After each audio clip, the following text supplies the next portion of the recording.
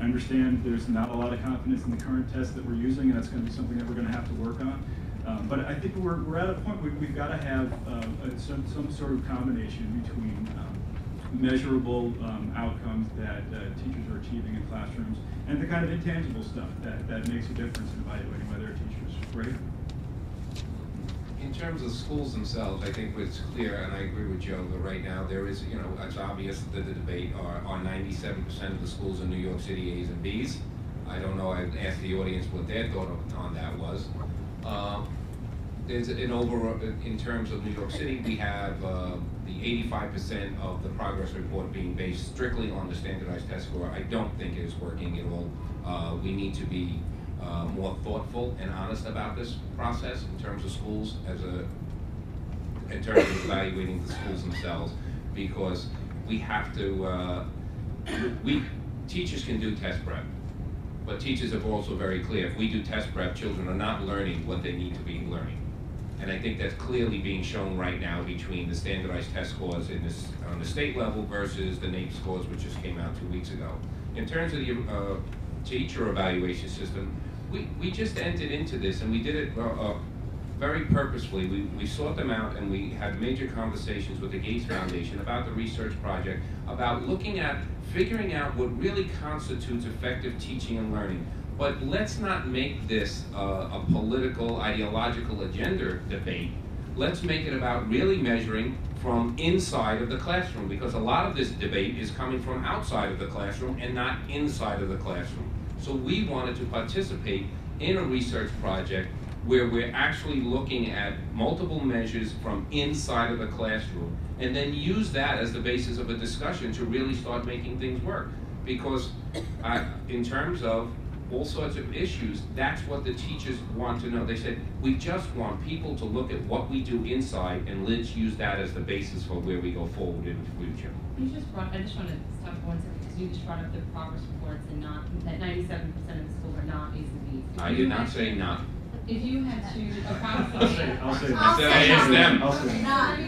Let me just turn this to all of you then. If you had to approximate how many of the schools are places where teachers want to teach and students want to learn, or parents want to send their students to, and are perhaps A and B schools, whatever an A and B means in your own mind, what percentage would you put it at? The percentage that are A's and B's. Or percentage that you would want to teach. There are 9 schools that receive D's and F's, and it's funny, the Chancellor estimated, I was once on a panel with him, and he estimated it at 30%. I think 70% were workable, good, and 30%, and I think it's more like 60% are not up to the standards. And I would say that it's important. I think when people think of bad schools, they tend to think of schools in poor neighborhoods. As a middle class person who sent my own children to public schools, on the Upper East Side or the Upper West Side, it's not that those schools are so great. They are not pushing the kids. It's almost as if China and India don't exist in that world. The kids are not being pushed to really be better writers. There isn't science 5 days a week, and so forth. I did want to go back to the teaching question. As someone who hires a lot of teachers, at the front end, we have very, very particular things that we are looking for in terms of excellent teaching. And it's often things you wouldn't necessarily think of if you're a non-educator. And one of the things we care deeply about is whether our teachers believe that our kids can succeed at an enormously high level. And it's very depressing and discouraging to see candidate after candidate after candidate who don't really believe that our kids in Harlem can compete with kids on the Upper East Side. And that's a first hurdle to get over. It may sound very granular, but it's terribly important to us. Then, of course, we would only hire a teacher who we have seen teach. And to us, what's most important is not the technical demonstration. You could have a teacher who gave a wonderful lesson. For us, it's whether the teacher is reflective about how the lesson can be improved. So in our interview process, the debrief is more important than the actual demonstration, because it's whether the teacher is a learner, whether the teacher knows who in the class got it and who did not get it in their lesson that is most important to us. But having a do whatever it takes attitude, being a learner, these are the things that I think make for great teaching. Not everyone is just out of the gate a brilliant teacher. You have to be able to get better at the craft. And some people can get better at it, either out of desire or dedication. And there are a lot of teachers who either don't want to get better or can't get better, and that makes a crucial difference for us. In response, I taught at-risk children for 12 years in Brooklyn. So it is a very, very difficult craft. I agree with you. It's an extremely difficult craft, and one you actually do get better with time, obviously.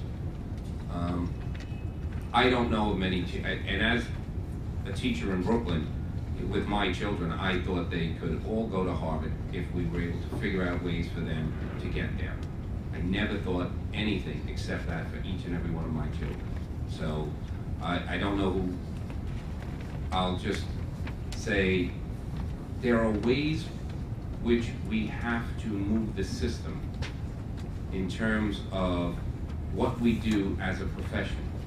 No one gets into the profession without the idea of, I want to help children. And it's how do you support them and help them do it. We're still losing 43% of the people who enter this profession. There aren't many professions who have that high of a turnover rate. It's that difficult. So we have to put that on the table. That has to be there. It is a very difficult profession. People think, oh, it's easy, there's not a lot of time involved. There's tons of time involved with it. It is not, you don't do your report time. But back to your question of the schools themselves, one of the things that I think are missing is, I agree with Joe, when you walk into a school, you know it. We need to look more at, when you walk into a school, how is the school being managed? We're not measuring that. And it's clear now, and it is very clear now that with those tests being 85% of the progress report, people are gaining that. They're saying, if I can move those tests, then I'm fine. We need to start looking at a wider array of things because that will make schools better. Can I just take this one real quick? Because I think that I've heard the Chancellor actually use a different number that Eva was citing. And I should say, when the report cards first came out, my kid's school got a C, and I was quoted in the New York Sun saying it sounded right to me. It was good. We're trying to make it better, but it wasn't quite there yet. And I was like the skunk at the garden party at the next PTA meeting. So it could be that my definition of what a great school is off something. But when the Chancellor started, Chancellor Klein, he was going around asking people in his first meetings in the first year, asking them to tell him what percentage of schools would you feel comfortable sending your kids to in the city. And he never got a number higher than 20 from DOE. And this is going back a few years. I think it's probably a little bit higher than that, but I don't think that number has budged all that much since then. So we're talking about 80% of the schools that a lot of people who work in the school system would not feel comfortable sending their kids to. So just to add a little bit, because he has some version of the same shtick now, except for instance, how many of you in this room would send your kid to any New York City public school? And inevitably nobody raises their hand. And so I think he would say, sure, we have a long way to go. The question I sort of always have is, how long and how? And Merryl, I wanted you to address this question. We were talking about race to the top. There's this money to be competed for. There's various laws in Albany that may or may not stop New York from getting the money. One, the cap on charter schools. Two, the law prohibiting teachers' tenure tied to test scores. What is it that the state can do, and how important is it to make any kinds of changes to get to the race to the top of the league? Well, I think we've taken some very direct action, just in terms of who chose to be the leaders of the state education department. It has not fallen on deaf ears that we have gone to an innovative teacher educator like David Steiner to be commissioner, nor has it gone unnoticed in the halls of Washington that we asked a young educator by the name of John King to come be our senior deputy. I think who has an outstanding track record, really in urban education, that anyone could be proud of. I mean, he brings to this work